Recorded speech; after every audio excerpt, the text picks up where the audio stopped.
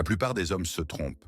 Ils croient encore que le désir féminin se négocie, qu'il s'explique, qu'il se convainc. Alors ils parlent plus, ils s'efforcent davantage, ils multiplient les preuves de bonne intention, et pourtant, rien ne change.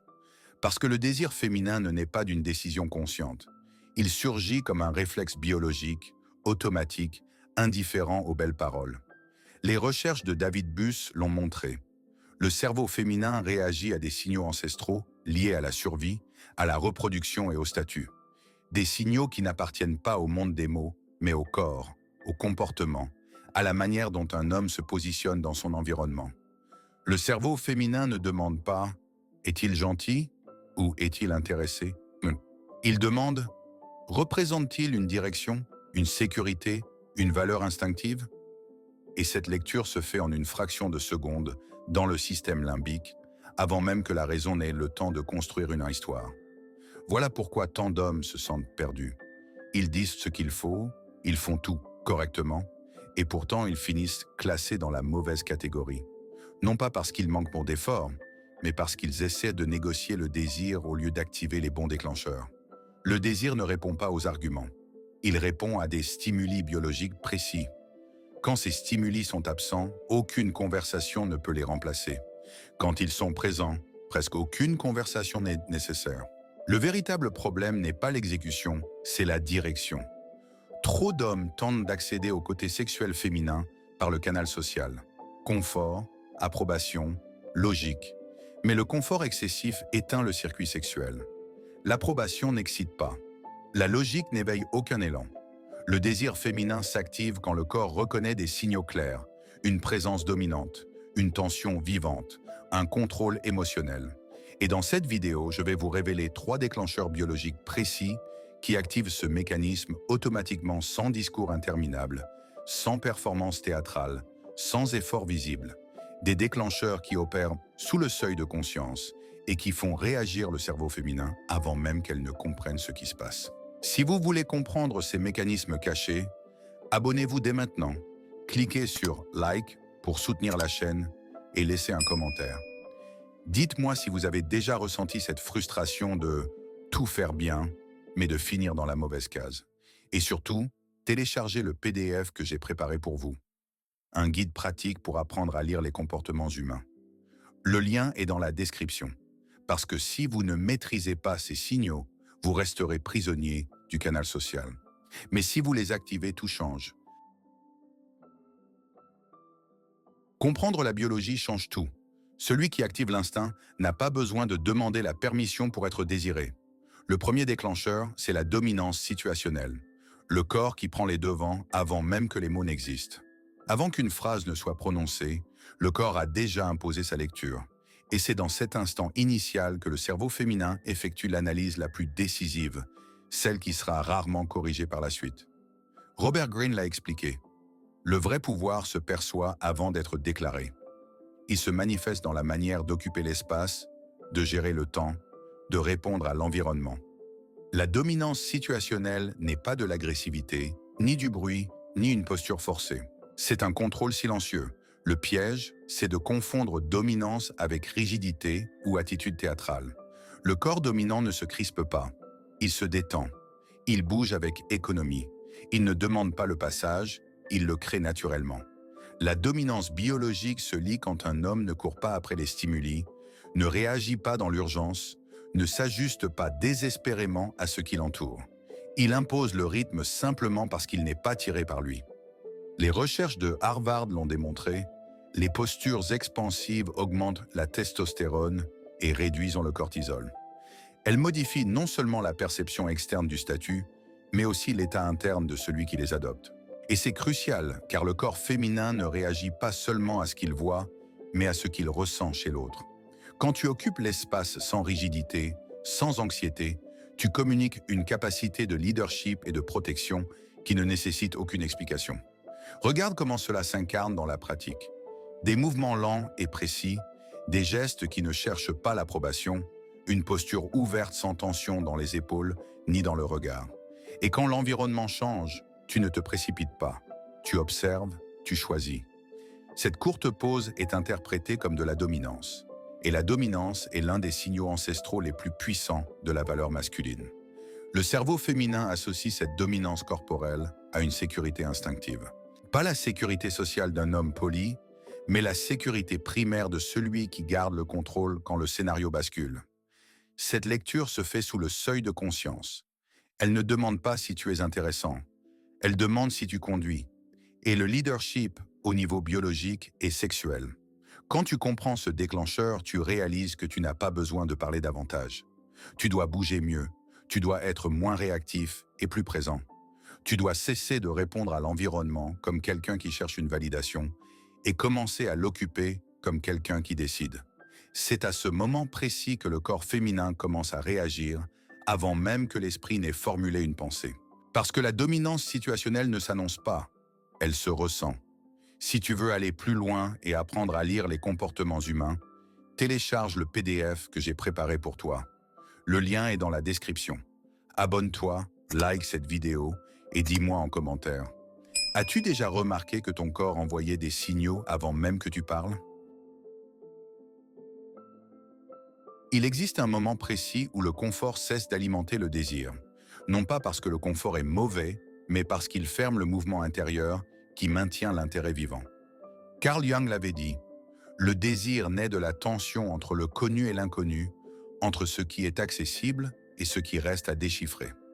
Le système nerveux féminin réagit à cette tension comme à un stimulus rare. Il s'éveille. Le cerveau féminin n'est pas excité quand tout est résolu. Il s'excite quand quelque chose demeure ouvert. Le neurotransmetteur du désir, la dopamine, s'active par la nouveauté, l'imprévisible, l'attente. Mais quand un homme donne tout trop tôt, quand il dévoile ses intentions trop vite, quand il devient émotionnellement disponible trop rapidement, il désactive ce circuit dopaminergique et n'active que le circuit social. La femme se sent en sécurité, mais pas stimulée. Une étude classique de Dutton et Aron a montré une vérité fondamentale. L'excitation physiologique, lorsqu'elle n'est pas totalement comprise, tend à être interprétée comme de l'attraction sexuelle. Cela ne signifie pas créer du chaos ou de l'inconfort. Cela signifie maintenir l'interaction vivante grâce à de petites variations de rythme, des pauses inattendues, des moments qui ne s'expliquent pas entièrement. Le désir a besoin d'espace pour se projeter. Sans espace, il ne grandit pas. L'erreur masculine est de confondre clarté avec maturité. Il croit qu'une transparence excessive accélère la connexion. En réalité, elle l'aplatit. Trop de confort calme, organise, ferme. Mais le côté sexuel féminin a besoin de tension contrôlée. Pas une tension émotionnelle désordonnée, mais une tension cognitive. Ce subtil sentiment de curiosité qui pousse l'esprit à continuer de travailler même après la fin de l'interaction. La mise en pratique de ce déclencheur exige une discipline intérieure. Alterner une présence ferme avec de légers retraits d'attention. Ne pas disparaître, mais ne pas être disponible en permanence. Ne pas confirmer trop tôt ses intentions. Répondre juste assez pour éveiller, mais pas assez pour satisfaire. Et surtout, terminer les interactions au sommet de l'énergie, quand il reste encore quelque chose de non dit. C'est cette fin suspendue qui maintient la dopamine active. Quand tu comprends cela, tu arrêtes de transformer chaque interaction en confort immédiat. Tu apprends à maintenir le champ vivant. Le corps féminin perçoit cette tension comme un stimulus, pas comme une insécurité. Elle ne ressent pas de confusion. Elle ressent du mouvement. Et le mouvement, c'est la vie. Là où il y a vie, le désir trouve un terrain fertile pour s'étendre sans être forcé. Si tu as suivi jusqu'ici, tu as déjà vu la différence entre un homme qui essaie et un homme qui active. Entre celui qui parle pour être accepté et celui qui se positionne pour être ressenti. Le problème, c'est que beaucoup copient des gestes isolés, répètent des concepts sans structure et s'étonnent que le résultat soit instable. Parce que sans système, tu peux réussir une fois, mais tu ne peux pas le maintenir. Et le désir féminin répond à la constance, pas au hasard. Il existe un moment silencieux dans chaque interaction où le désir se décide sans annonce. Ce n'est pas quand tu dis quelque chose d'intelligent. Ce n'est pas quand elle rit. C'est quand une tension inattendue surgit et que tu ne bouges pas pour la corriger. Friedrich Nietzsche décrivait l'homme magnétique comme celui qui gouverne ses propres impulsions. Et c'est exactement ce que le corps féminin observe quand l'environnement devient instable. Pas ce que tu ressens, mais ce que tu fais de ce que tu ressens. Le self-control émotionnel visible est lu biologiquement comme une force génétique, une stabilité interne. Il ne s'agit pas de paraître froid ou distant, mais de ne pas être kidnappé par le stimulus du moment. Les recherches de l'Université de Californie l'ont montré. Les hommes qui maintiennent leur contrôle émotionnel sont automatiquement associés à un statut élevé. Le cerveau féminin traduit cela de manière simple et brutale. S'il ne se désorganise pas sous pression, il garde le leadership quand ça compte. L'erreur la plus fréquente, c'est de réagir trop vite. Une provocation apparaît et l'homme se précipite pour l'éteindre. Un silence surgit et il le remplit par anxiété. Un moment gênant se présente et il se hâte de le normaliser. Chacune de ces réactions communique la même chose. Les émotions sont aux commandes. Et quand les émotions commandent, l'instinct féminin se retire. Pas par jugement moral, mais par évaluation du risque.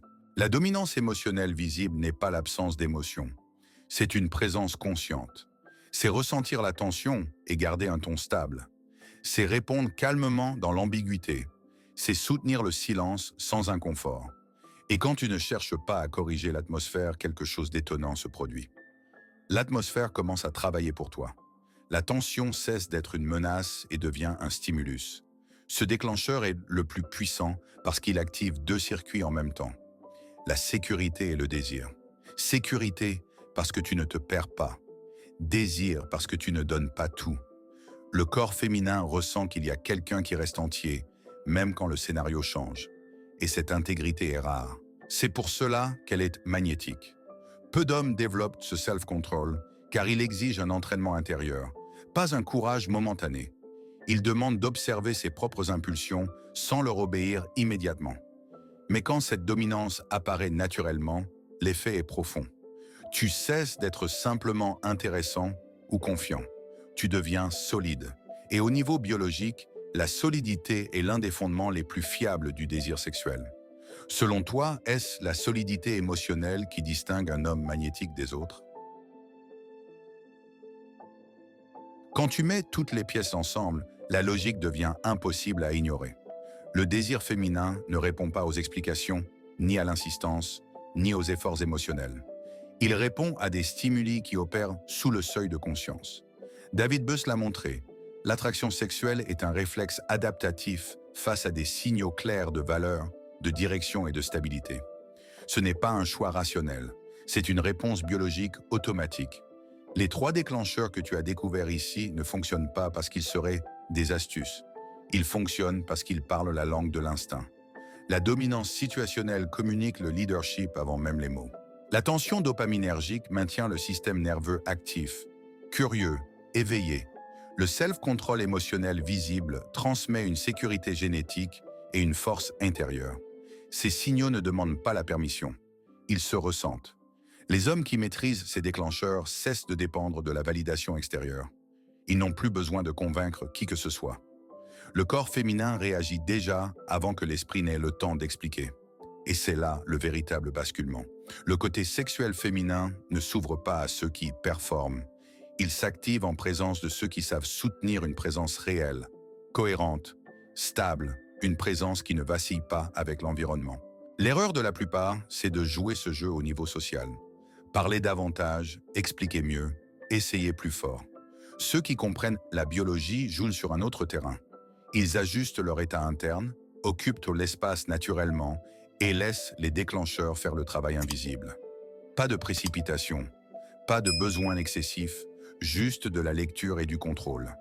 Télécharge aussi le PDF que j'ai préparé pour toi afin d'apprendre à lire les comportements humains. Le lien est dans la description. Certains continueront à essayer de convaincre avec des mots. D'autres activeront l'instinct et observeront l'effet se produire sans effort visible. Ceux qui comprennent comment fonctionne le désir ne discutent pas avec lui. Ils l'activent. Et quand ils le font, le jeu change.